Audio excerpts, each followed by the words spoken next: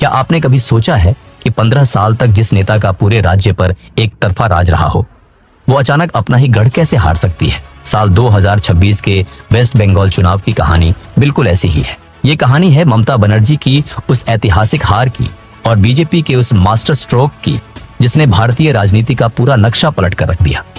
TMC की सरकार, जो कभी गरीबों और आम जनता की आवाज बनकर सत्ता में आई थी, अब भ्रष्टाचार, गुंडागर्दी और सिंडिकेट राज के दलदल में फंस चुकी थी। जनता बदलाव चाहती थी, लेकिन डर का माहौल इतना था कि कोई बोल नहीं पाता था।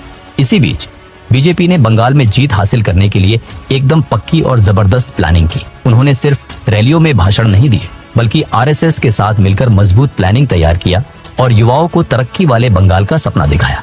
बात तब और बिगड़ गई जब सुप्रीम कोर्ट और इलेक्शन कमीशन को खुद दखल देना पड़ा। फर्जी वोट रोकने के लिए वोटर लिस्ट से 90 लाख नाम काटे गए और पूरे राज्य में बहुत भारी संख्या में पुलिस तैनात कर दी गई। ये कहानी उसी महाचुनाव की है जब 4 मई 2026 को नतीजे आए और पिछले 15 सालों से लगातार राज कर रही सरकार बुरी तरह से गिर गई। आइए जानते हैं कि बंगाल के इस चुनाव में इतना बड़ा बदलाव कैसे हुआ और सरकार कैसे पलट गई।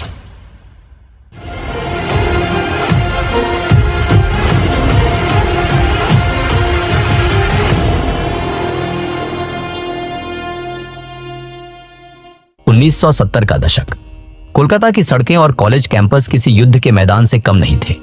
लेफ्टिस्ट थिंकिंग और स्टूडेंट पॉलिटिक्स का कॉकटेल हर युवा के दिमाग पर हावी था। इसी माहौल के बीच जोगमाया देवी कॉलेज में एक युवा लड़की ने कदम रखा। उस लड़की के पास ना तो कोई बड़ा राजनीतिक बैकग्राउंड था और ना ही किसी बड़े नेता का हाथ। उसके पास सिर्फ एक चीज थी, सिस्टम से लड़ने की एक जिद। उसने इंडियन नेशनल कांग्रेस के स्टूडेंट विंग, स्टूडेंट काउंसिल की कमान संभाली और देखते ही देखते कम्युनिस्ट बैक्ड स्टूडेंट ऑर्गेनाइजेशंस को घुटनों पर ला दिया। ये लड़की कम्युनिस्टों का गुरूर तोड़ देगी। इसमें वो आग है जो एक दिन पूरे बंगाल की राजनीति को जलाकर राख कर देगी। ये शब्द उस वक्त के कई राजनीतिक पंडितों के थे, लेकिन असली खेल तो 1984 में शुरू हुआ। देश इंदिरा गांधी की हत्या के सदमे से गुजर रहा था। इसी जज्बाती माहौल में कांग्रेस ने 29 साल की इस युवा लड़की को जादवपुर लोकसभा सीट से मैदान में उतार दिया। सामने थे सीपीएम के कद्दावर नेता सोमनाथ चटर्जी, जिनकी जड़ें बंगाल की राजनीति में एक बरगद के पेड़ जैसी गहरी थी। सोमनाथ दा को हराना उस वक्त ऐसा था मानो किसी पहाड़ को हाथों से खिसकाना। लेकिन जब नतीजे आए तो पूरा नेशनल मीडिया सन्न रह गया। उस युवा लड़की ने 3,31,618 वोट पाकर सोमनाथ चटर्जी को हरा दिया था। वो लड़की और कोई नहीं, ममता बनर्जी थी। इस जीत ने ममता बनर्जी को राजनीति के नेशनल मैप पर रातों रात सुपरस्टार बना दिया। इसके बाद वो कई बार मंत्री बनी, रेलवे से लेकर कोयला मंत्रालय तक संभाला। लेकिन दिल्ली की सत्ता के आलीशान बंगले कभी उनका अंतिम लक्ष्य नहीं थे। उनका दिमाग तो सिर्फ एक बात पर अटका था, बंगाल से लेफ्ट फ्रंट के 34 साल पुराने किले को उखाड़ फेंकना। 1990 का वो काला दिन, कोलकाता के हाजरा क्रॉसिंग पर ममता बनर्जी पर सीपीएम के काडर ने जानलेवा हमला किया। उनके सिर पर बुरी तरह वार किया गया। खून से लथपथ ममता की उस तस्वीर ने पूरे बंगाल के सबाल्टर्न वोटर के दिल में एक गहरी छाप छोड़ी। हम ईंट का जवाब पत्थर से देंगे। बंगाल की जनता हमारे साथ है और हम ये साबित करके रहेंगे कि हम डरने वाले नहीं हैं। अस्पताल के बेड से बोला गया उनका हर एक शब्द बंगाल के गरीबों के लिए एक नया इनकलाब बन गया। ममता समझ चुकी थी कि कांग्रेस की दिल्ली वाली लीडरशिप लेफ्ट के सामने बहुत सॉफ्ट है। इसलिए 1998 में उन्होंने एक बहुत बड़ा रिस्क लिया और अपनी खुद की पार्टी बनाई, all India Trinamool Congress, TMC. लेकिन टीएमसी को वो क्रिटिकल मास मिला 2006 में। बंगाल की अर्थव्यवस्था दम तोड़ रही थी। लेफ्ट सरकार के मुख्यमंत्री बुद्धदेव भट्टाचार्य ने राज्य में इंडस्ट्री लाने के लिए एक बहुत एग्रेसिव लैंड एक्विजिशन पॉलिसी शुरू की। उनका प्लान था सिंगूर में टाटा मोटर्स का नैनो प्लांट लगाना और नंदीग्राम में एक बहुत बड़ा केमिकल हब बनाना। यही वो पल था जब लेफ्ट सरकार ने अपने ही पैरों पर कुल्हाड़ी मार ली। ममता बनर्जी ने तुरंत इस मुद्दे को कैप्चर किया। उन्होंने खुद को किसानों की सबसे बड़ी मसीहा के रूप में खड़ा कर दिया। सिंगूर में 25 दिन की भूख हड़ताल ने पूरे राज्य के सिस्टम को पैरालाइज कर दिया। टाटा को हार मानकर अपना प्लांट गुजरात शिफ्ट करना पड़ा। लेकिन असली खून खराबा तो नंदीग्राम में हुआ। पुलिस और पार्टी के लोगों की गोलियों से 14 बेगुनाह गांव वाले मारे गए। इस भयानक घटना के बाद बंगाल के पढ़े लिखे लोग, माइनॉरिटी और गांव के वोटर लेफ्ट पार्टी से एकदम दूर हो गए। माटी हमारी माँ है और अपनी माँ को हम इन इंडस्ट्रियलिस्ट के हाथों कभी बिकने नहीं देंगे, चाहे हमारी जान ही क्यों ना चली जाए। इसी आग के बीच टीएमसी ने एक ऐसा नारा दिया जो बंगाल की रगों में दौड़ गया, माँ, माटी, मानुष। और फिर आया 2011 का वो ऐतिहासिक चुनाव। 20 मई 2011 को ममता बनर्जी जिन्हें अब पूरा बंगाल दीदी कहने लगा था। राज्य की पहली महिला मुख्यमंत्री बनी। सत्ता में आते ही दीदी ने बंगाल के गवर्नेंस मॉडल को पूरी तरह पलट कर रख दिया। सूती साड़ी और हवाई चप्पल उनकी पहचान बन गए। उनका सीधा और इमोशनल कनेक्शन बंगाल के रूरल वोटर्स से जुड़ चुका था। उन्होंने समझ लिया था कि राज्य में कोई बड़ी इंडस्ट्री नहीं आने वाली है। कन्याश्री से लेकर स्वास्थ्य साथी तक दर्जनों ऐसी स्कीम्स लॉन्च की गई जो सीधे सबसे गरीब और पिछड़े वर्ग को टारगेट करती थी। उन्होंने लक्ष्मीर भंडार जैसी स्कीम के जरिए महिलाओं के साथ एक डायरेक्ट रिश्ता बना लिया। दीदी ने महिलाओं के रूप में एक ऐसा वोट बैंक तैयार कर लिया जो किसी भी कीमत पर उनसे टूटने वाला नहीं था। 2021 आते आते बंगाल में एक नई एंट्री हो चुकी थी, भारतीय जनता पार्टी। बीजेपी ने लेफ्ट और कांग्रेस को पूरी तरह से रिप्लेस कर दिया था। उनका राष्ट्रवाद और हिंदुत्व का मॉडल टीएमसी के लिए एक बहुत बड़ा खतरा बन चुका था।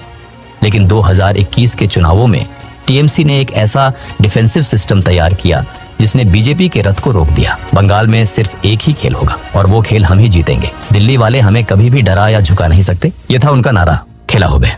टीएमसी ने खुद को बंगाली कल्चर के रक्षक के तौर पर प्रोजेक्ट किया। भले ही ममता बनर्जी खुद नंदीग्राम से चुनाव हार गई, लेकिन उनकी पार्टी ने बहुत बड़ी जीत दर्ज की।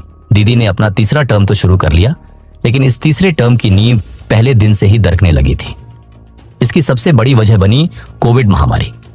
जब बंगाल की जनता अस्पतालों के बाहर ऑक्सीजन और बेड के लिए तड़प रही थी, तब प्रशासन का पूरा ध्यान श्मशानों की हकीकत को फाइलों में दफन करने पर था।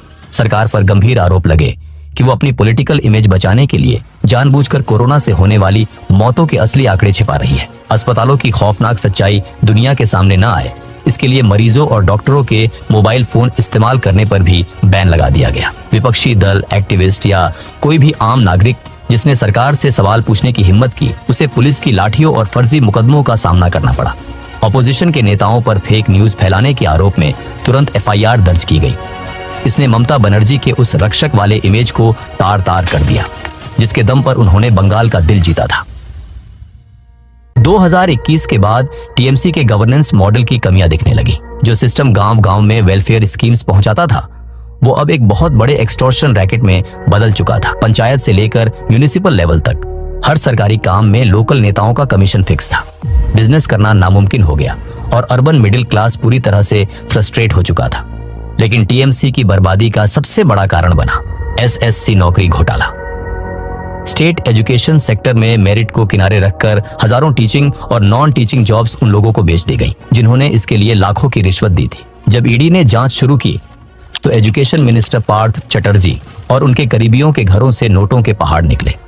टीएमसी ने पार्थ चटर्जी को पार्टी से निकालकर डैमेज कंट्रोल की कोशिश की, लेकिन तब तक बहुत देर हो चुकी थी। अप्रैल 2024 में कलकत्ता हाई कोर्ट ने 23,123 टीचर्स और नॉन टीचिंग स्टाफ की नौकरियां पूरी तरह रद्द कर दी। सरकार सुप्रीम कोर्ट भागी, लेकिन अप्रैल 2025 में चीफ जस्टिस संजीव खन्ना की बेंच ने भी हाईकोर्ट के फैसले को बरकरार रखा और 25,753 नौकरियां खत्म कर दी।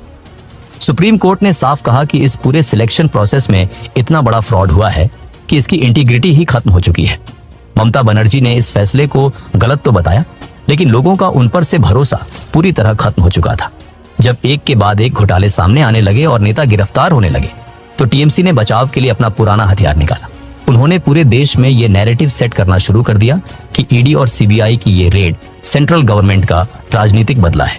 उनका ये डिफेंस शायद जनता के बीच थोड़ा काम कर भी जाता, लेकिन तभी सरकार से एक बहुत बड़ी चूक हो गई। जब ईडी की टीम अपना काम करने पहुंची तो बंगाल पुलिस ने कानून का साथ देने के बजाय जांच एजेंसियों का रास्ता रोक लिया और उनके काम में सीधी रुकावट डाली। जब ये मामला सुप्रीम कोर्ट पहुंचा तो अदालत का गुस्सा 7वें आसमान पर था।